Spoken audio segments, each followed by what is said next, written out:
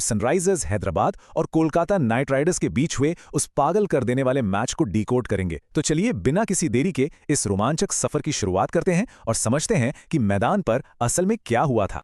अब जरा सोचिए, कोई टीम 100 रन के पहाड़ जैसे स्कोर पर खेल रही हो, उनका सिर्फ एक विकेट गिरा हो और पूरी तरह से मैच उनकी मुट्ठी में हो, और फिर अचानक वो सब कुछ गवा बैठें। क्या ऐसा मुमकिन है? यही तो इस मैच का सबसे बड़ा मिस्ट्री पॉइंट था।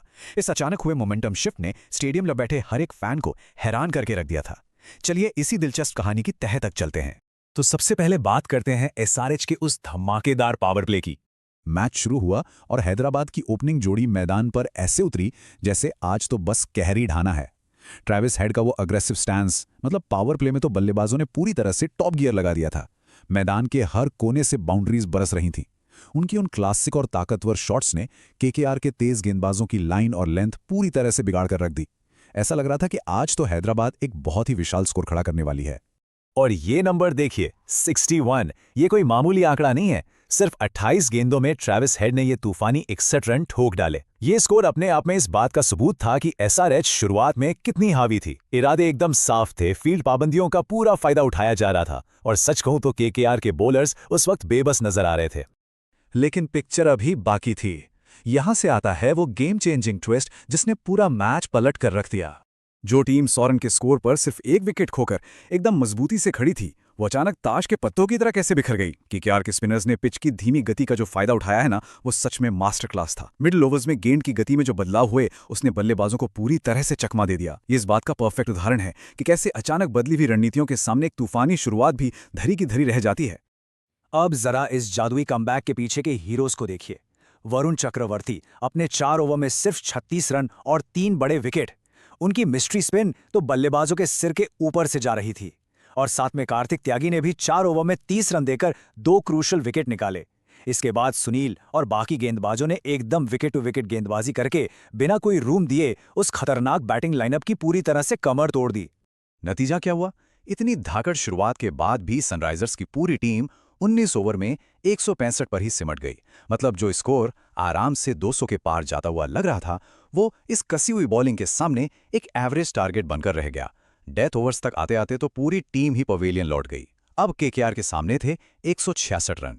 चलिए अब चलते हैं दूसरी पारी की तरफ और देखते हैं केकेआर का वो सॉलिड रन चेज। तो सिचुएशन कुछ ऐसी थी। एक तरफ एसआरएच का वो लड़खड़ाता हुआ 165 का स्कोर, और दूसरी तरफ केकेआर के लिए 166 रनों का एकदम क्लियर कट टारगेट।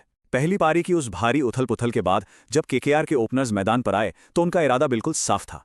शुरुआत से ही विपक्षी गेंदबाजों पर हावी होना है ताकि रन रेट का कोई बेवजह दबाव न बने।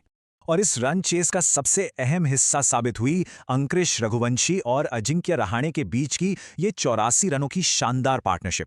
देखिए, जब भी आप कोई स्कोर चेस कर रहे होते हैं और प्रेशर बनता है, तो ऐसी ही एक समझदारी भरी पार्टनरशिप की जरूरत होती है।